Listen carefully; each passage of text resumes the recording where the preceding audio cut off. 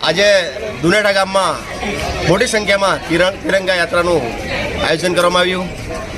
જે રીતના દુનેડા મંડળમાં બહેનો, ભાઈઓ, મિત્રો, સાથીઓ એકદમ આપણા ભારતના સૈનિકો માટે સન્માન માટે આ તિરંગા યાત્રાનું આયોજન કરવામાં આવ્યું અને મોટી સંખ્યામાં બધાએ ભાગ લીધો।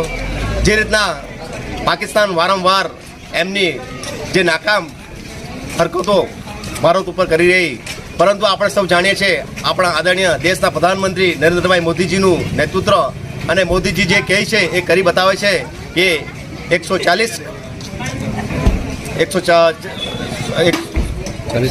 140 કરોડ જનતા જાણે છે અને જે રીતના મોદીજીના નેતૃત્વમાં ભારતમાં પાકિસ્તાનમાં ઘૂસીને આતંકવાદીને સાફ કર્યા છે।